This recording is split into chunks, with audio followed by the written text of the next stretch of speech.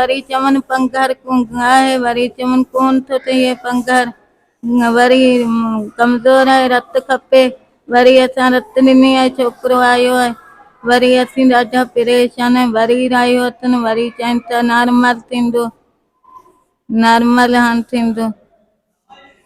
असां हिन वक़्तु DHQ हॉस्पिटल में पहुता आहियूं, जिते लेडी डॉक्टर ऐं लेडी स्टाफ जेको आहे माण्हुनि खे जीअण जंजाल करे ॾियो आहे, उन्हनि खे मुख़्तलिफ़ तरीक़े तंग कयो थो वञे। हिन वक़्तु शाकरी में रवासी मौजूदु आहिनि, जेको पोरियत गॾागॾी हलाए पंहिंजी मज़ूरी कंदो आहे। उनजी ॻोराड़ी औरत जेके कल्ह 2-2.5 बजे ते खणी आया हुआ, जिन खे एडमिट करे राति इहो चयो सुबुह 7 बजे ऑपरेशन आहे। ऑपरेशन थिएटर ते जंहिं महिल खणी आया, अची हाँ रत जी कमी आहे, तई रत चाढ़े अचो पोइ ऑपरेशन कंदासीं। वरी रत हिननि नेगेटिव रतो अलाए कीअं हथु कयो अथनि, उहो रत वरी चढ़ियो आहे। उनखे चढ़ण खां पोइ हाणे ताईं हिनखे हैदराबाद खणी वञो, हैदराबाद खणी वञो, वरी चवंदा न हिते रहियो अथई, वरी जंहिं महिल चऊं नॉर्मल डिलीवरी था करियूं, केॾी महिल ऑपरेशन था करियूं, केॾी महिल चवनि पिया 8-10 ॾींहं लेट आहे। ऐं का शइ माना कोन्हे, आवाम खे हिननि मश्करी करे एॾी आहे, जीअण जंजाल करे ॾियो आहे। हिकिड़ो पोरियत माण्हू जो गॾागॾी हलाए पंहिंजे पेट गुज़र सफ़र करण में जेका मुश्किल करे थो, उन ॿारनि जा पेर उघाड़ा जेके लॻा पिया आहिनि, उनजी सस जा पेर उघाड़ा लॻा पिया आहिनि, ॿारनि जा पेर उघाड़ा लॻा पिया आहिनि। ऐं हिते 10 रुपया के शइ में कोन अथनि जो पंहिंजो किथे प्राइवेट अस्पताल में वञी इलाजु कनि या हिनखे सवले तरीक़े सां ॿुधाइनि।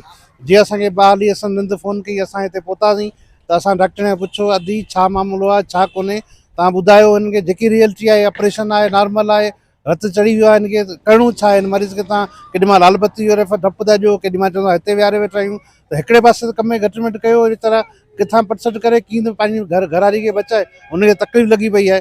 त मूंखे जी अदा तव्हां 10 मिंट हिकिड़ा छॾियो त आउं तव्हांखे ॿुधायां थी। उहा डॉक्टरनी खे 2 बजे मूं चयो आहे, हेसि ताईं गुम लॻी पई आहे, हाणे ऑफिस में मौजूदु कोन्हे, ॿिए कमरे में वञी सुम्ही रही आहे, आलम छा थियो का ख़बर कोन्हे।